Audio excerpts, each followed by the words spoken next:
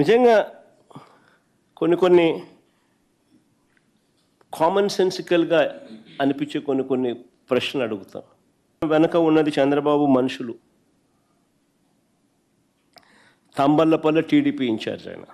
ఆ ఫోటోలో కనిపిస్తూ ఉన్నది తంబళ్ళపల్లెలో తెలుగుదేశం పార్టీ అభ్యర్థిగా పోటీ చేసిన వ్యక్తి.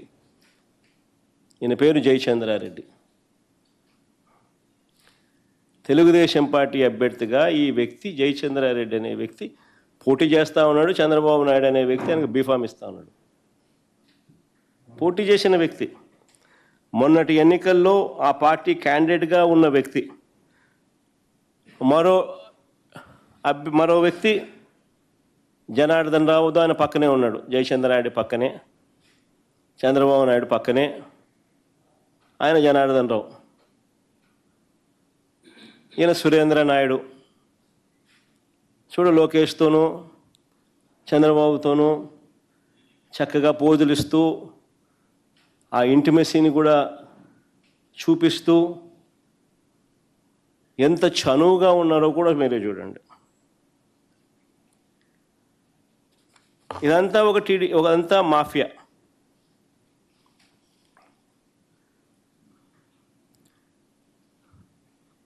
ఎన్నికల్లో బాండ్లు సైతం ప్రచారం. బాండ్లతో పాటు Telugu Desam party manifesto, Chandrababu Naidu photo. చూడండి ఎంత చక్కగా ప్రతి ఇంటికి పోయి ఇస్తున్నాడో.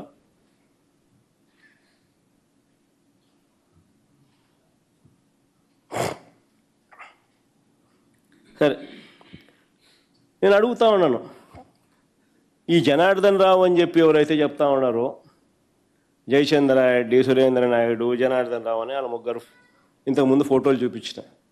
ఈయన సురేంద్ర నాయుడు, ఆయన జనార్దన్ రావు, ఈయన జయచంద్రారెడ్డి. సరే, కాస్త ముందుకు పోయే ముందు వీళ్ళ గురించి కూడా మాట్లాడదాం.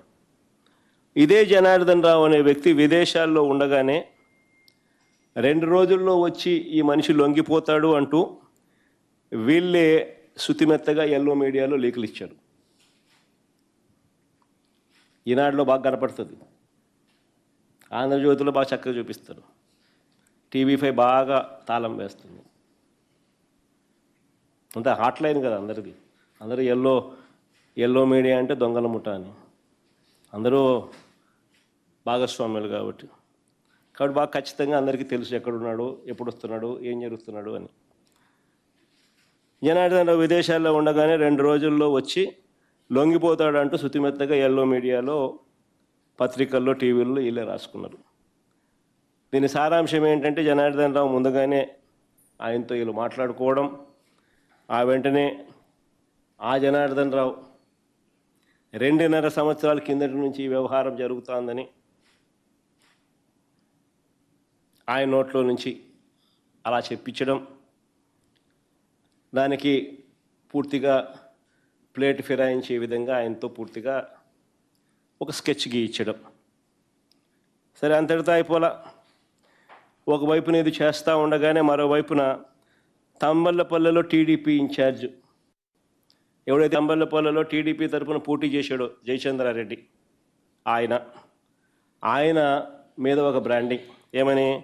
ఆయన మా పెద్దిరెడ్డికి అత్యంత సన్నిహితుడంట అని ఆయన మీద బ్రాండింగ్.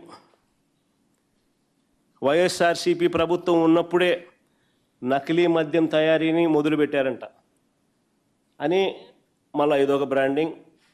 మళ్ళా ఈనాడు, ఆంధ్రజ్యోతి, TV5 మళ్ళా తానా తందాన టప్ప మళ్ళా వేయడం. ఆశ్చర్యం కలిగించే విషయాలు. టీడీపీ పార్టీ నుంచి ట్వీట్ చేస్తూ ఇవన్నీ,